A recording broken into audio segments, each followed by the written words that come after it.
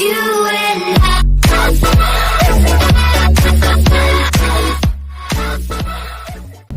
How's it going, guys? Public Safety Network here. I decided to do a video today on police impersonation and kind of like the security, and actually even in the bail bonding world. I've never been to bail bondsman myself, but I've met quite a few of them, and a lot of them have the same issues that you see sometimes in the security world. And so we're going to kind of talk about not so much the actual impersonation itself. Like, we understand what police impersonation is.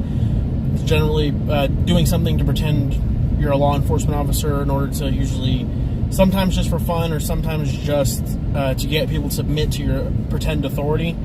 We see this a lot of the security guards who initiate traffic stops on people in order to get them to pull over and kind of exert that authority over people.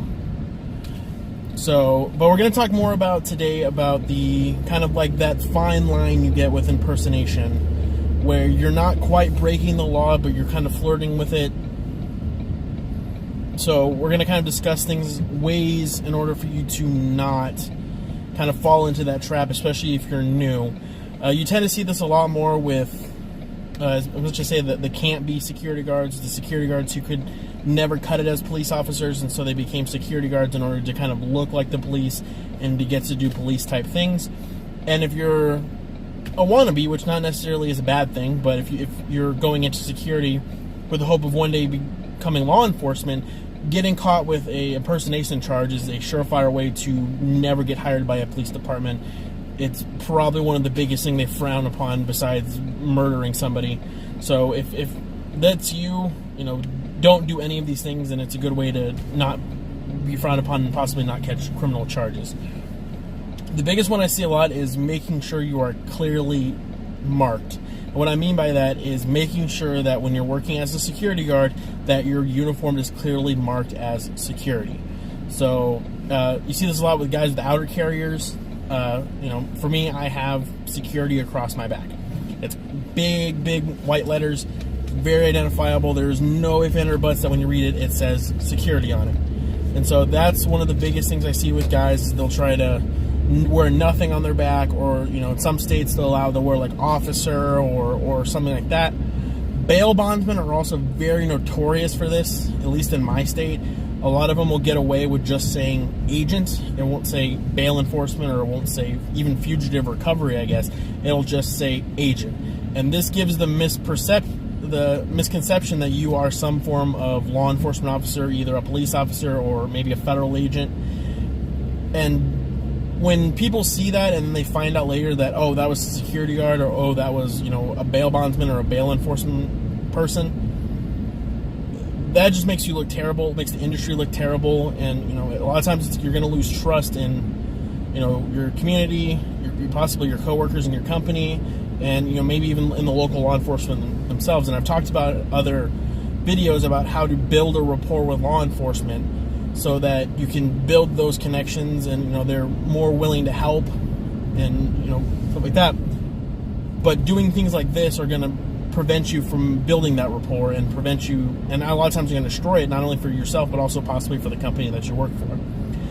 The second one I see a lot, and I don't see it a whole lot in my state because our regulatory agency that oversees security does not allow this at all, and that is the metal badges. And it's not that they don't allow the metal badges, but when you see security guards wearing them on their belts, on belt clips, or when you see them wearing them around their necks, stuff like that, why it's not specifically a law enforcement thing, it is generally a kind of habit reserved for law enforcement. You tend to only see law enforcement officers wearing the metal badges around their necks or on their hips with, maybe just a gun. And, there are plenty of guys I know that work plainclothes security, and so they don't necessarily wear the uniform that marks them as security. But wearing the badge is going to give them a misconception that they are, in fact, law enforcement. It's something you don't really want to do. Again, bail bondsmen do this exact same thing. They get the badges, they wear them around their neck, or they clip them to their belt, and a lot of times they will get them to look like U.S. Marshal stars. And again, that is very dangerous because when you're dealing with the public, you want them to differentiate between, is this a security guard, is this a police officer, especially in cases of emergency situation, because having people think you're a police officer in an emergency situation and you not being can have disastrous effects. And again, a lot of times this comes down to breaking the trust of your community. The third one I'm going to talk about is this is more for you don't really see this a whole lot of security because of the amount of regulation there is around it. You see this a lot more with the bail bonding industry, and that is dressing up your personal vehicle similar to a police car. Now, there's nothing wrong with driving a normal police car. I know guys that have Crown Vics, Dodge Chargers, Chevy Tahoes, Ford Explorers. These are all vehicles that police departments use, but they're not necessarily reserved strictly for the police. But it's when you see guys putting push bars and antennas and lights, sometimes lights, they may not be reds and blues, but there might be amber or some assortment of colors, and maybe orange and green, whatever, putting that in their vehicle and then driving around with that. It gives the misperception that you in fact that is a police car, and that is going to do a couple of things. One, it's going to put a lot of people on edge while driving. Everyone, a lot of times when they see even a police type vehicle, it tends to get them a little more on edge than you would your average car, and it's going to cause just an assortment of problems on the road. So if you're in a security company, they tend to, the state pretty much says, you have to, if you have vehicles, they have to be marked. They have to be marked a certain way, and the design has to be approved by the regulatory agency before it can actually be put out onto the streets. And so, not having your personal vehicle marked can cause a lot of problems. We actually had an issue with a security guard in my state who actually just got arrested for a police impersonation. And when you actually look at his vehicle, I believe it was a Charger, it was fully decked out in red and blue lights. And this was professionally done work. This wasn't just the vector light in the dashboard, or maybe one or two lights up in the windshield. This was fully decked out. You had grill lights, front lights, back lights, lights on the side, the wigwag lights on the headlights.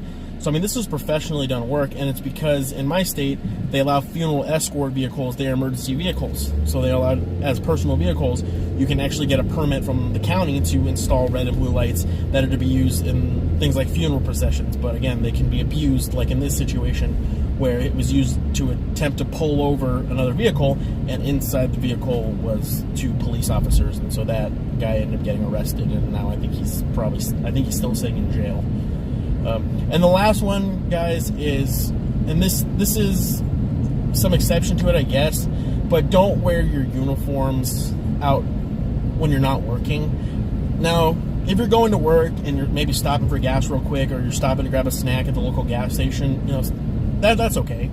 You're in and out, but don't lollygag, get your stuff, get out and head on to work.